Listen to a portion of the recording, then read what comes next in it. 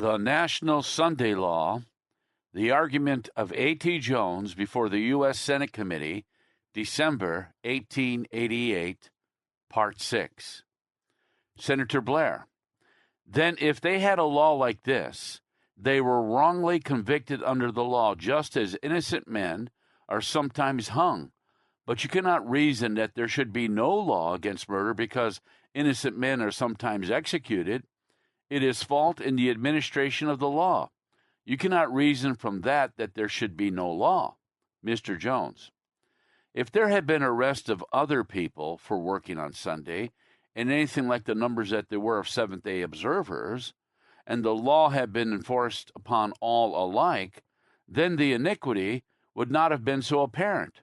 Or if those who were not Seventh-day observers and who were arrested had been convicted, even then the case would not have been so clearly one of persecution. But when in all the record of the whole 2 years' existence of the law in this form, there was not a solitary saloon keeper arrested, there was not a person who did not observe the seventh day arrested, with the exceptions named, then there could be no clearer demonstration that the law was used only as a means to vent religious spite against a class of citizens guiltless of any crime, but only a professing a religion different from that of the majority.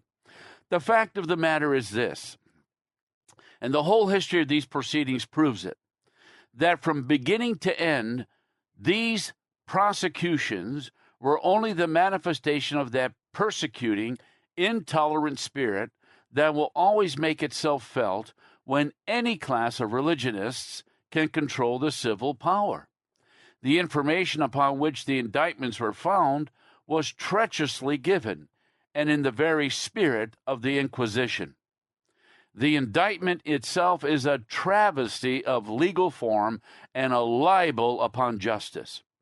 The principle was more worthy of the Dark Ages than of any civilized nation or modern time, and the Supreme Court decision that confirmed the convictions is one which is contrary to the first principles of constitutional law or constitutional compacts. And if Congress should lend its sanction to religious legislation to the extent of passing this National Sunday Bill now under consideration, and its principles should be made of force in all the states, the history of Arkansas from 1885 to 1886 would be repeated through the whole extent of the nation. This I can prove, at least so far as the attention goes, of those who are actively in favor of it. Reverend D. McAllister is one of the principal men of the National Reform Association. That association and the Women's Christian Temperance Union held a joint convention at Lakeside, Ohio in July 1887, and speaking on the subject of a national Sunday law, Dr. McAllister said, quote, "Let a man be what he may, Jew, Seventh-day observer of some other denomination, or those who do not believe in the Christian Sabbath, let the law apply to every one, that there should be no public desecration of the first day of the week, the Christian Sabbath, the day of rest for the nation. They may hold any other day of rest of the week as sacred and observe it, but that day, which is the one day in seven for the nation at large, let that not be publicly desecrated by anyone, by officer in the government, or by private citizen, high or low, rich or poor," close quote. Then someone stated from the audience that, quote, "There is a law in the state of Arkansas enforcing Sunday observance upon the people, and the result has been that many good persons have not only been imprisoned, but have lost their property and even their lives," close quote. To which Mr. McAllister coolly replied, quote, "It is better that a few should suffer than that the whole nation should lose its Sabbath," close quote. This argument is identical with that by which the Pharisees in Christ's day justified themselves in killing him. It was said, quote, "It is expedient for us that one man should die for the people, and that the whole nation perish not," John 11, verse 15, close quote. And then says the record Then from that day forth they took counsel together for to put him to death. Verse 53. It is because of these principles unblushingly avowed by the very men who stand in the lead in the effort to secure the enactment of this national Sunday law, and because of the practical effect of such a law in Arkansas and Tennessee, and to some extent in Pennsylvania, it is because of these things that we say to you, gentlemen of the United States Senate, you cannot afford to give to these men the power which they seek in the enactment of this proposed Sunday law. The speech of Senator Crockett's, which I have read, was made in the legislature of Arkansas when he was pleading for the restoration of that exemption clause, when he was pleading for toleration in fact. Senator Blair, do you know whether this young man had money or friends? Mr. Jones, Dr. Lewis can certify whether he had money. Dr. Lewis, the case was never reported to other churches for relief. I do not know as to his personal estate. Senator Blair, do you not think it was a peculiar man who would allow his child to be killed and his wife to starve? Dr. Lewis, the case was not reported to our churches in the North. Mr. Jones, about that peculiarity, I will say that John Bunyan stayed 12 years in Bedford jail when he could have got out by simply saying the word yes and agreeing that he would not preach.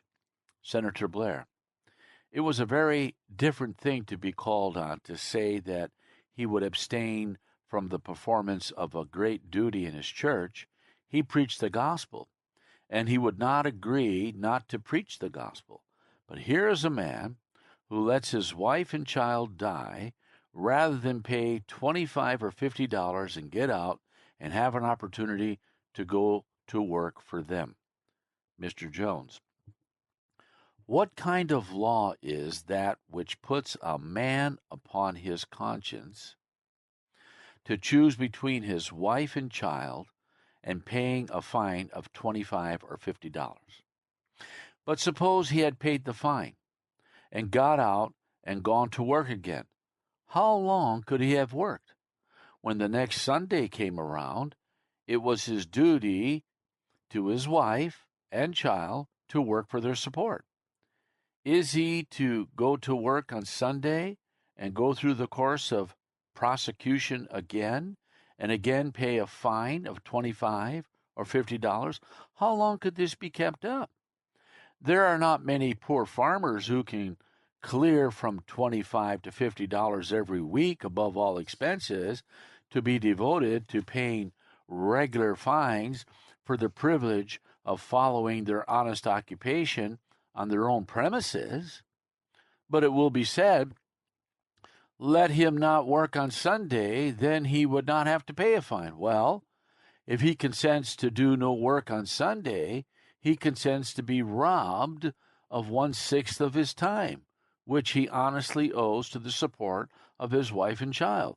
For to rob him of 1/6 of his time is precisely what the state does in such a case, and it is either confiscation outright or confiscation under the guise of a fine imposed as punishment for his refusing to allow himself to be robbed of 1/6 of his time. Either this or else he must give up his right to worship God according to the dictates of his own conscience and the Word of God, and so surrender his rights of conscience altogether.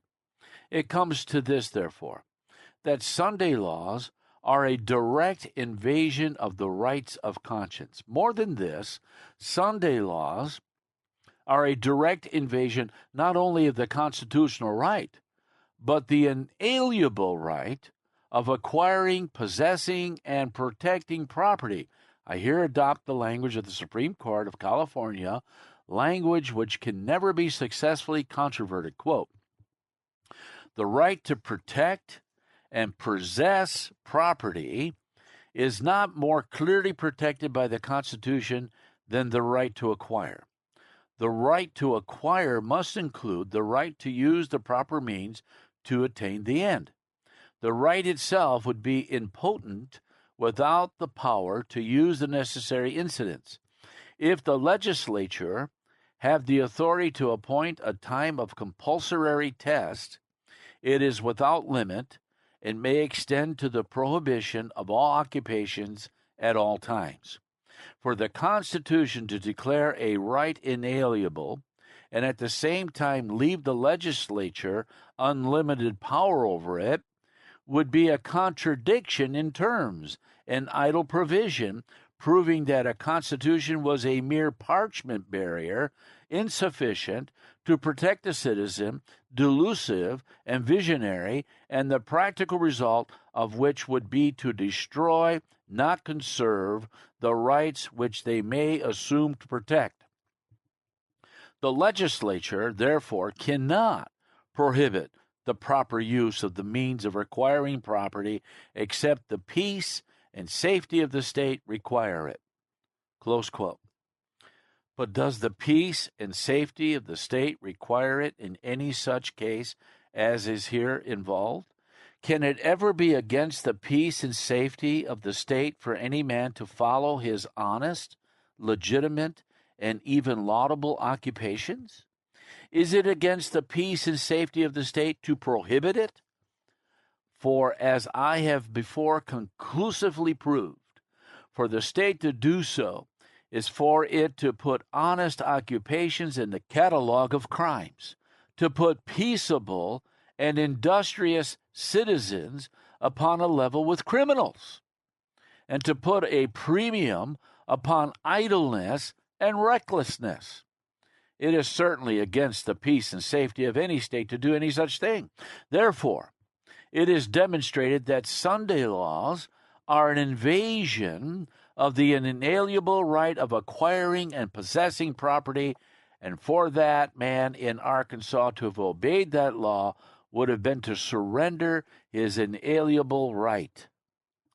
Once more, as the right to acquire property includes the right to use the proper means to attain that end, and as such a law deprives a man of the use of such means during 1/6 of his time, it follows that it is a violation of that provision of the 14th Amendment of the United States Constitution, which declares that, quote, no state shall deprive any citizen of life, liberty, or property without due process of law, close quote.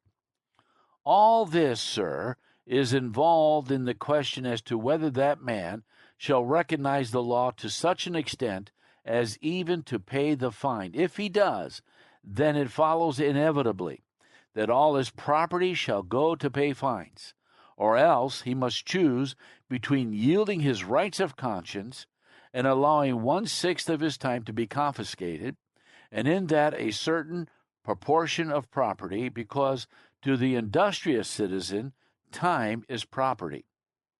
But if the state, by a Sunday law or by any other means, may confiscate a part, it may confiscate all. Where then shall resistance to oppression begin? I say, at the very first appearance of it.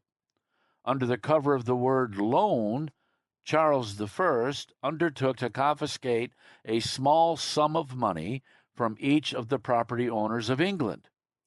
John Hampton's share was about $7.75. He was a rich man, but he refused to pay it. And his refusal to pay that paltry sum led to all England's being plunged into confusion and civil war. The king lost his head. Hampton himself lost his life. And all this rather than to pay the insignificant sum of $7.75, less than 1/3 of the fine imposed upon this man for refusing to assent to the confiscation of 1/6 of his property. But John Hampton's refusal to pay that money established the constitutional principle that every man has the inalienable right to acquire, possess, and protect property, a right which was invaded in this case. Upon this principle alone, that man was entirely justified in refusing to pay the fine imposed by Sunday laws. But as there was also involved the inalienable right of conscience, he was doubly justified in refusing to obey the law or to recognize the principle. Senator Blair. Suppose he was a guilty man. Suppose he did not believe it was an offense to steal, and that he conscientiously thought that he could take goods from another in a certain way.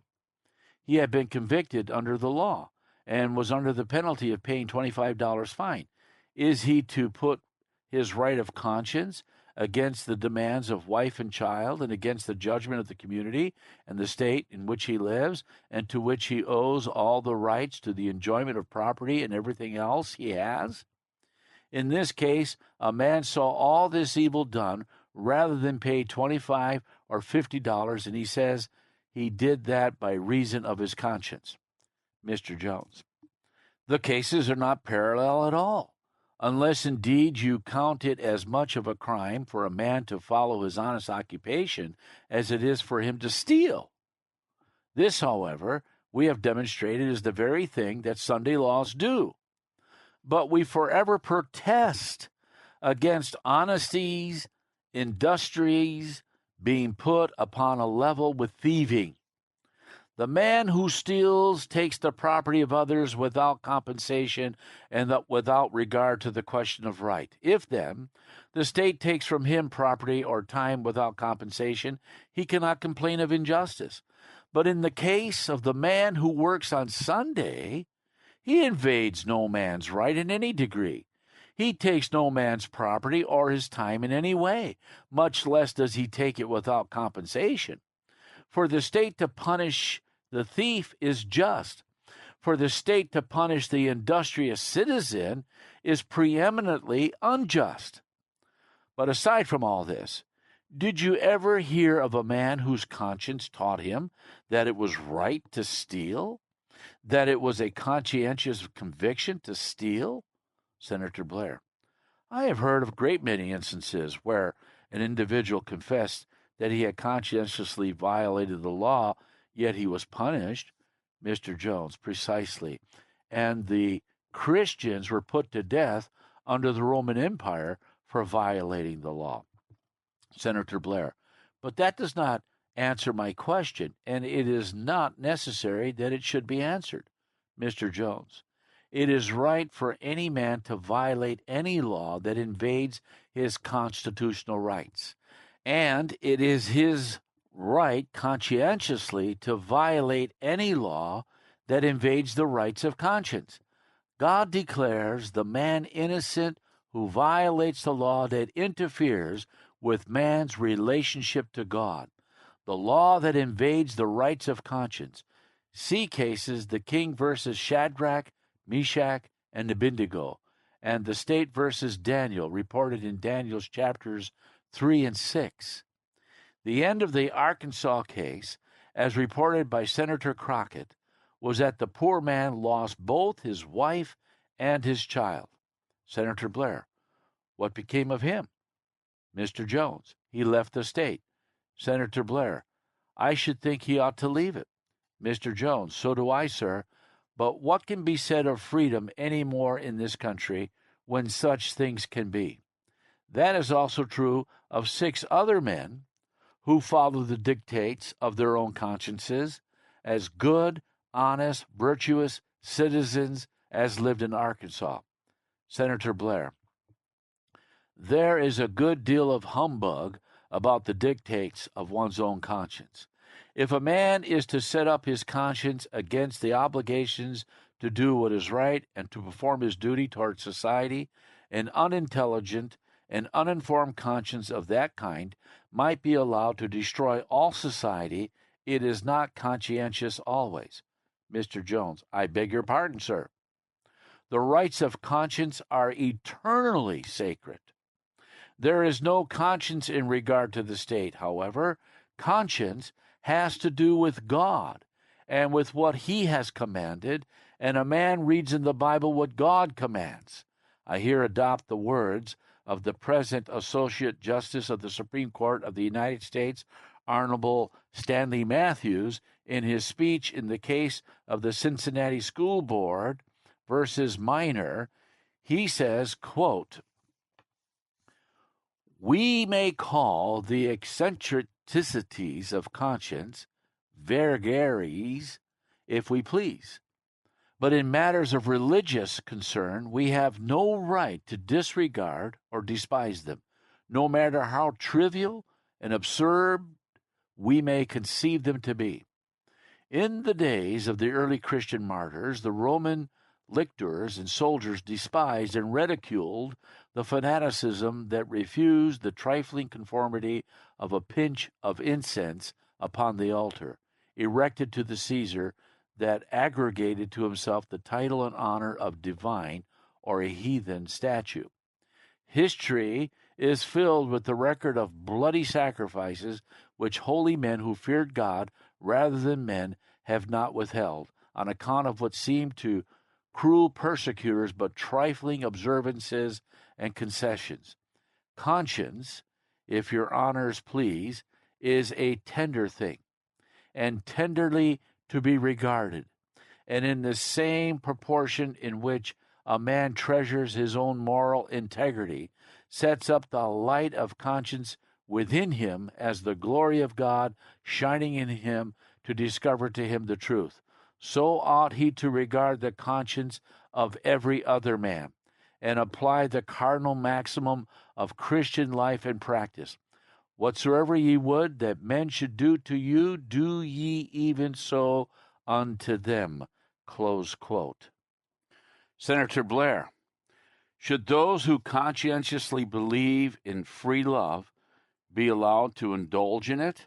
Mr. Jones, there's no point in that. Where is there any conscientious conviction in free love? I cannot discover it. There is no room for any. Senator Blair, but there must be laws which prohibit immorality. Mr. Jones, I ask you to define what immorality is, and then I will answer your question. Senator Blair, if you do not know what the expression means, I shall not undertake to enlighten you.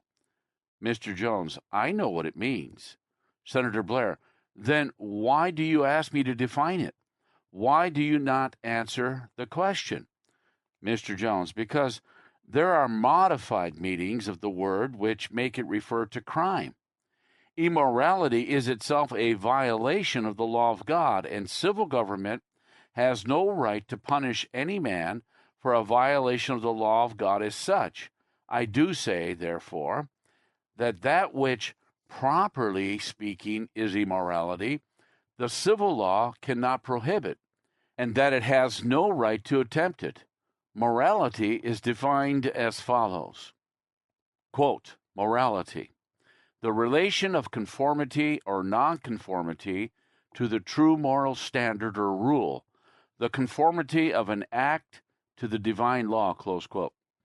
As morality is the conformity of an act to the divine law, it is plain that morality pertains solely to God, and with that, civil government has nothing to do.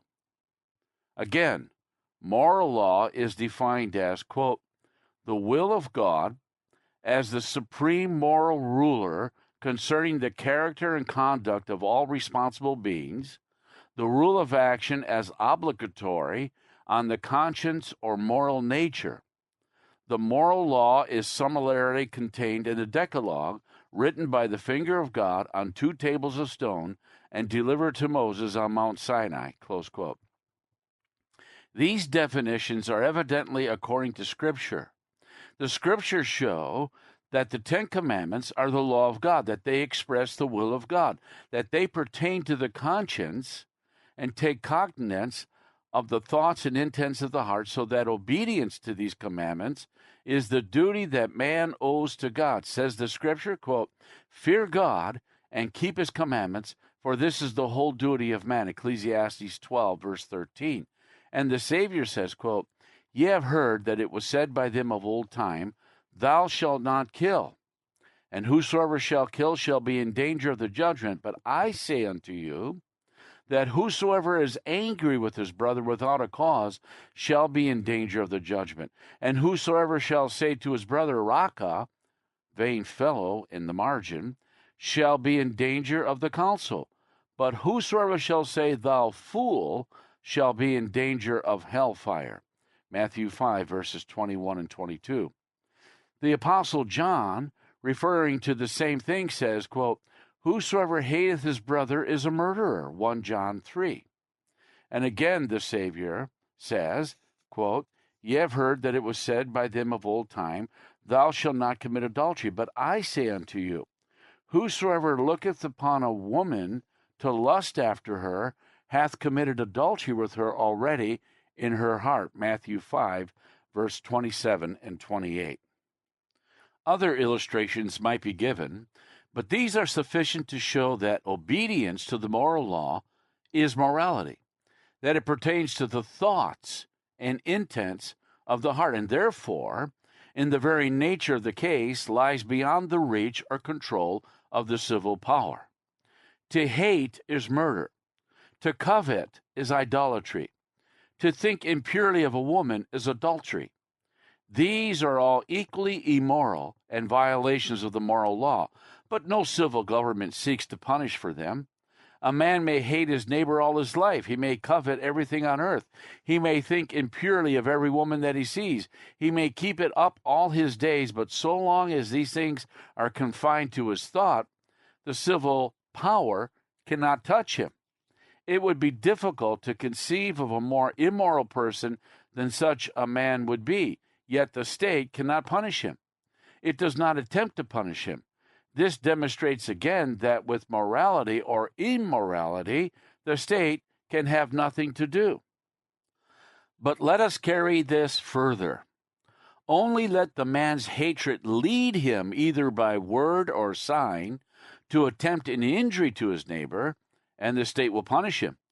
Only let his covetousness lead him to lay hands on what is not his own in attempt to steal, and the state will punish him. Only let his impure thought lead him to attempt violence to any woman, and the state will punish him. Yet bear in mind that even then the state does not punish him for his immorality, but for his uncivility. The immorality lies in the heart and can be measured by God only. The state punishes no man because he's immoral. If he did, it would have to punish as a murderer the man who hates another, and to punish as an idolater the man who covets, and to punish as an adulterer the one who thinks impurely, because according to the true standard of morality, hatred is murder, covetousness is idolatry, and impurity of thought is adultery. Therefore, it is clear that in fact the state punishes no man because he is immoral, but because he is uncivil. It cannot punish immorality, it must punish incivility. This distinction is shown in the very term by which is designated state or national government. It is called civil government. No person but a theocrat ever thinks of calling it moral government. The government of God is the only moral government. God is the only moral governor. The law of God is the only moral law. To God alone pertains the punishment of immorality, which is the transgression of the moral law. Governments of men are civil governments, not moral. The laws of states and nations are civil laws, not moral. To the authorities of civil government pertains the punishment of incivility, that is, the transgression of civil law. It is not theirs to punish immorality. That pertains solely to the author of the moral law and of the moral sense, which is the sole judge of man's moral relation. All this must be manifest to everyone who will think fairly upon the subject, and it is confined by the definition of the word civil, which is this, quote, civil, pertaining to a city or a state or to a citizen in his relations to his fellow citizens or to the state, close quote. Thus it is made clear that we owe to Caesar, civil government, only that which is civil, and that we owe to God that which is moral or religious, and that to no man, to no assembly or organization of men, does there belong any right whatever to punish immorality. Whoever attempts it, it usurps the prerogative of God. The Inquisition is the inevitable logic of any claim of any assembly of men to punish immorality, because to punish immorality, it is necessary in some way to get at the thoughts and the intents of the heart. The papacy, asserting the right to compel men to be moral and to punish them for immorality, had the cruel courage to carry the evil principle to its logical consequence. In carrying out the principle, it was found to be essential to get at the secrets of men's hearts, and it was found that the diligent application of torture would wring from men, in many cases, a full confession of the most secret counsels of their hearts. Hence, the Inquisition was established as the means best adapted to secure the desired end. So long as men grant the proposition that it is within the province of civil government to enforce morality, it is to very little purpose that they condemn the Inquisition, for that tribunal is the only logical result of the proposition. Thus much on the subject of morality and the state in the true and genuine sense of the word morality. But as I said at the beginning, there is an accommodated sense in which the word morality is used, in which it is made to refer only to men's relations to their fellow men, and with reference to this view of morality, it is sometimes said that the civil power is to enforce morality upon a civil basis. But morality on a civil basis is only civility. And the enforcement of morality upon a civil basis is the enforcement of civility and nothing else. Without the Inquisition, it is impossible for civil government ever to carry its jurisdiction beyond civil things or to enforce anything but civility. But it may be asked, does not the civil power enforce the observance of the commandments of God, which say, thou shalt not steal, thou shalt not kill, thou shalt not commit adultery, and thou shalt not bear false witness? Does not the civil power punish the violation of these commandments of God? I answer, the civil power does not enforce these, nor does it punish the violations of them as commandments of God. The state does forbid murder and theft and perjury, and some states forbid adultery, but not as commandments of God. From time immemorial, governments that knew nothing about God have forbidden these things. If the state is to enforce these things as the commandments of God, it will have to take cognizance of the thoughts and intents of the heart, but this is not within the province of any earthly power. By all these evidences, it is established the plain common sense principle that to civil government pertains only that which the term itself implies, that which is civil. The purpose of civil government is civil and not moral. Its function is to preserve order in society and to cause all its subjects to rest in assured safety by guarding them against all incivility. Morality belongs to God, civility to the state. Morality must be rendered to God, civility to the state. Immorality must be punished, can be punished only by the Lord. Incivility must be punished, and no more than that can possibly be punished by the state. Here, then, at the close of my remarks, we are brought to the enunciation of the eternal principle with which I began, upon which we now stand, and upon which we forever expect to stand. The principle embodied in the United States Constitution forbidding religious tests and forbidding Congress to make any law respecting an establishment of religion or prohibiting the free exercise thereof, the principle established by Jesus Christ. Render therefore unto Caesar the things which are Caesar's, and unto God the things that are God's. Remarks by Reverend A. Lewis, Dr. Lewis. Mr. Chairman, the objection raised by Professor Jones against the exemption in favor of Sabbath keepers seems to me wholly imaginary. So far as any Seventh-day Baptists are concerned, I know it would be impossible for any man opening a saloon on Sunday to present the excuse that he was a Seventh-day Baptist. A saloon-keeping Seventh-day Baptist is an unknown thing throughout their history of more than 2 centuries.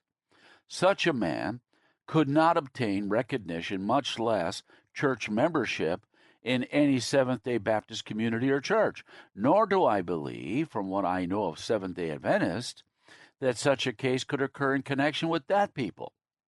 The possibility of any such deceitful claim could easily be guarded against by a provision requiring that in any case of doubt, the one claiming to observe the seventh day should be required to bring official certificate of his relation to a Sabbath-keeping church.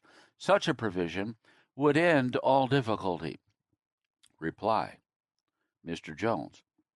Mr. Chairman, it is certainly true that so far a saloon-keeping Seventh-day Baptist or a Seventh-day Adventist either is an unknown thing, but if Sunday laws are enforced with an exemption clause in favor of those who keep the seventh day, this would not be an unknown thing much longer. It is true also that such a man could not obtain membership in any Seventh-day Baptist or Seventh-day Adventist church, but what is to prevent the saloon keepers from organizing Seventh-day Baptist or Seventh-day Adventist churches of their own and for themselves? What is to prevent them or any class of businessmen from organizing their own churches, electing their own officers, and even ordaining their own pastors and calling themselves Seventh-day Baptist or Seventh-day Adventist? There is nothing to prevent it unless, indeed, the state itself shall take charge of all Seventh-day churches and doctrines and attend to the organization and the admission of members. This is precisely what was done before. In the days of the New England theocracy, Massachusetts enacted a law that, quote, "For the time to come, no man shall be admitted to the freedom of this body politic, but such as are members of some of the churches within the limits of the same." Close quote. There were considerable numbers of men who were not members of any of the churches and who could not be because they were not Christians. These men then took to forming themselves into churches of their own. Then the next step for the authorities to take, and they took it, was to enact a law that, quote, "For as much as it hath been found by sad experience that much trouble and disturbance hath happened both to the church and civil state by the officers and members of some churches which have been gathered in an undue manner, it is ordered that this court doeth not, nor will hereafter approve of any such companies of men as shall henceforth join in any pretended way of church fellowship, without they shall first acquaint the magistrates and elders of the great part of the church's fellowship without their intentions, and have their appropriation herein." Close quote, Emancipation of Massachusetts, pages 28 through 30. By this gentleman, you will see that the enactment of this Sunday law, though the first step, will not be by any means the last step, and that in more directions than one. Their offer of an exemption clause is a voluntary confession that the enforcement of the law without one would be unjust. But if that exemption clause be embodied and maintained, the state is inevitably carried beyond its proper jurisdiction, and if the exemption clause is retained and not maintained in its strictness, the whole law is at once nullified. Congress would better learn wisdom from this prospect and utterly refuse to have anything at all to do with the subject. The whole subject is beyond the jurisdiction of the civil power, and the civil power can do no better than to let it entirely alone. But Dr. Lewis proposes to guard against all difficulty by requiring every observer of the seventh day to bring official certificate of his relation to a Sabbath-keeping church. This would not end the difficulty, for as I have shown, it would inevitably devolve upon the state to decide what was a genuine Sabbath-keeping church. But that is not the worst feature in this suggestion. If Dr. Lewis officially represents the Seventh-day Baptist denomination, and for the denomination proposes thus voluntarily to put himself and all his people on ticket of leave, I have no particular objection. That is their own business. Yet it seems to me an extremely generous proposition, if not an extraordinary proceeding. I say they may do this if they choose. But as for me, and for Seventh-day Adventists generally, not only as Christians, but as American citizens, we repudiate with scorn and reject with utter contempt every principle of any such suggestion. As citizens of the United States and as Christians, we utterly and forever refuse to put ourselves upon ticket of leave by any such proposition. Note that my argument at first was not so unfounded nor so wholly imaginary as Dr. Lewis supposed, has been conclusively demonstrated even to himself since this hearing was held. The Pearl of Days column of the New York Mail and Express, the official organ of the American Sunday Union, in March 1889, gave the following statement from the Plainfield, New Jersey Time. Quote, "As a rule, Plainfield, New Jersey is a very quiet city on Sunday. Liquor, provision, and cigar stores are closed by the enforcement of a city ordinance. If a resident wants a cigar, he will either have it given to him by one of the many pharmacists who refuse to sell on Sunday, or he will go to the two dealers who are allowed to open their places on Sunday because they observe Saturday as their Sabbath. Some time ago, a man of Catholic faith who had an eye to Sunday business in that line became a regular attendant at the Seventh-day Baptist Church. Eventually, he asked to be admitted into the fellowship of the church. A member of the official board was advised that the applicant for membership was only working for business ends. He was closely examined by the church officers, and he finally admitted that he wanted to open up a cigar store and do business on Sunday. The man appeared at the wrong place for aid in carrying out his mercenary purposes. He was not received into membership," close quote. It looks somewhat like the irony of fate that this thing should fall to the very people whom Dr. Lewis represented and in the very town where Dr. Lewis himself lives. Remarks by Mrs. J.C. Bateham. Mrs. Bateham. I should like to say that the point which has been made was a point carefully considered by the Woman's Christian Temperance Union, and we see the danger, yet we wish to be exceedingly fair. I consulted 9 persons of different classes of Seventh-day people to know whether they wished such an exemption and whether they would be satisfied with what was proposed. They represented themselves as being in approval of some such provision as has been suggested, and we thought it could be done perhaps in such a way as to afford them the exemption which they desire, because they said that such an exemption is necessary. Senator Blair. Let me ask you a few questions, Mrs. Beatham, to see if the Women's Christian Temperance Union understood exactly the relation of what they propose to do in this legislation. Here is a bill which relates to interstate commerce, to postal work, to the Army, and to the Navy.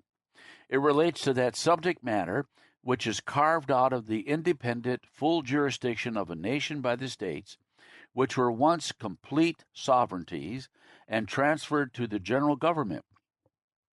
The occupations I have mentioned are all of public nature, and to carry them on, the nation has such an opportunity to invade the Sabbath rest laws of every state in such a way as to nullify them. The nation at large is unrestrained by any Sabbath law whatever. If it may carry on its post office business on the Sabbath, it may go to any extent, and it does go already to a very great extent, and an increasingly great extent, so in regard to interstate commerce, and so with the Army and the Navy. Now, you go to our Seventh-day Baptist or Seventh-day Adventist friends, for instance, and propose to introduce a principle by which they can carry on the post office department on the Sabbath just as completely as they see fit. In other words, you propose to exempt them from the operation of the law so far as it prohibits post office work on the Sabbath. Suppose you have a Seventh-day Baptist man for postmaster. Suppose you fill up every post office in the country on the Sabbath with Seventh-day Baptist people. You have the post office department in operation by virtue of this exemption because they can do the work conscientiously on that day. If you limit it by saying the bill shall not apply to the Adventists and others, the bill provides that already. Mrs. Bateham. If you remember the clause, we do not propose to provide that they shall be able to do this work, but that they shall be exempt from the penalty. They are not allowed to do the work, but they are to be exempt from the penalty. Therefore, unless they could prove that they had not done the work to the disturbance of others, it would be impossible for them to carry on post office matters, for instance, or any other public employment on Sunday. Senator Blair. Is not that equivalent to saying that if the penalty shall not be enforced against them, there shall be no law against them? Because the law without the penalty is simply an opinion. It is not a law. Mrs. Bateham. The law could provide that they should not open a post office, for instance, or any place of business, and if there was a fine imposed, they would be compelled to close such places on Sunday. It was, of course, only thrown out as a suggestion from us that if it could be done, we should like to have such a provision in the bill. We are satisfied that people want the law, and if the law can, in your wisdom, be arranged with such an exemption, then we wish it, otherwise we do not. We are all glad, I think, to have the gentlemen admit that they do not want such an exemption, for that releases us from the place where we were. Senator Blair. This is not to be a general Sunday law. These people all live in the states, and they can work at their private occupations just the same under similar amendments to the state law if the state saw fit to make such amendments. Professor Jones says it did not work well in Arkansas, and I should think it did not from his description. But these are public occupations and quasi-public occupations we are dealing with that are of interstate commerce, for instance, carried on by great corporations which are public in their relation to the working men because they are exercising a great public function and carrying on transportation which appertains to everybody all over the country. This proposed law undertakes to prohibit the nullification of all Sunday rest laws in the states so far as to provide that interstate commerce shall not be carried on in violation of the law upon the Sabbath. When you come to the private occupations, which are regulated by the states, if they choose to allow the Seventh-day Baptist people to work on Sunday in those private occupations on the farm, in the workshop, in the factory, this measure does not interfere with them at all. Mrs. Bateham. I have not the words before me, but my impression is that there is a clause in the bill providing that the jurisdiction of Congress shall be exercised over the territories in this matter. There is something of that kind in the bill, and this proposed exemption was designed to reach those cases rather than apply to the general government action. Senator Blair. You think the exemption might be made with reference to the territories? Mrs. Bateham, yes, that was the point we had in mind in this general action. I have not the words of the bill before me, but there is something of that kind in it which we had in mind. I wish to say also that one of the requests of our National Women's Christian Union was that the word promote should be changed to protect in the title of the bill, so that it should have no appearance of what all Americans object to, any union of church and state. That amendment was proposed and accepted by the American Sabbath Union, the organized body which has just been in session in this city. Senator Blair, do you not think that the word protect implies power to command and compel, and Army protects? Mrs. Bateham, all our laws protect us, do they not? Senator Blair, you would make this a law?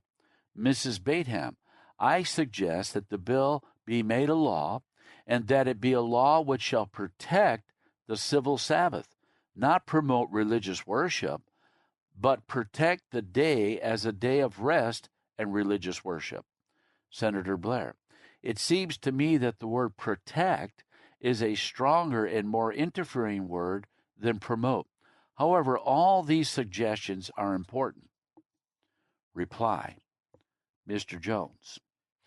Mr. Chairman, Mrs. Bateham, in her first address this morning, in telling who they are that are in favor of this Sunday law, said that she believed, quote, the great majority of the people will approve such a law, close quote. She mentioned as opposed to it only the daily newspaper press, the railroad managers, steamboat companies, saloonists, and their backers, a class of foreigners who prefer the Continental Sunday, and the very small sect of Seventh-day Baptists.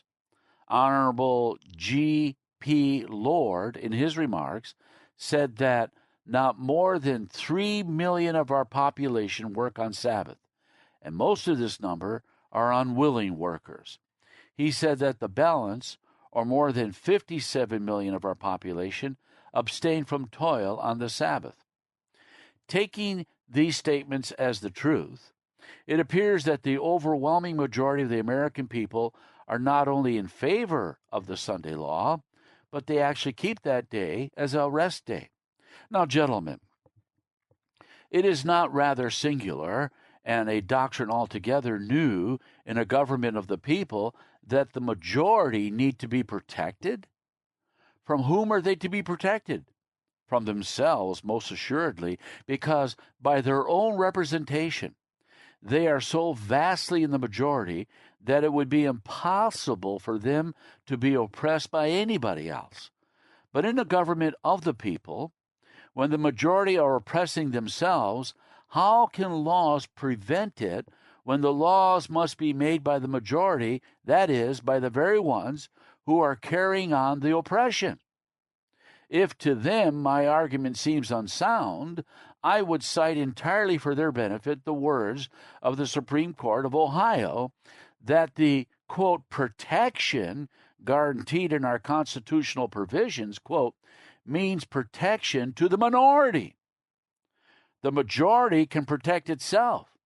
Constitutions are enacted for the purpose of protecting the weak against the strong, the few against the many, close quote. This is sound sense, as well as sound constitutional law. Now, suppose, in accordance with this sound constitutional principle, and under cover of their own statements, we, Seventh-day observers, who they themselves designate as being so entirely in the minority as scarcely to be worthy of recognition, suppose we should come to Congress asking for protection, and as all my argument has shown, if anybody needs protection in this matter, assuredly it is ourselves. Suppose then we come to Congress asking for protection in the same way that they ask for it. Suppose we should ask Congress to enact a law compelling all people to do no work on Saturday in order to protect us in our right to keep Saturday. What would be thought of that? what would these people themselves think of it? What ought anybody to think of it? But that it was a piece of unwarranted assumption of authority to force upon others our ideas of religious observances. That is all it would be, and it would be utterly inexcusable. And I risk nothing in saying that these people themselves, as well as everybody else, were pronounced unwarrantable and inexcusable. But if that would be so in the case of a minority who actually need to be protected, what then ought not to be thought of these people who claim to be in the overwhelming majority in their mission here, asking Congress to compel everybody to rest on Sunday for their protection? Gentlemen, it is not protection, but power that they want. This is the end.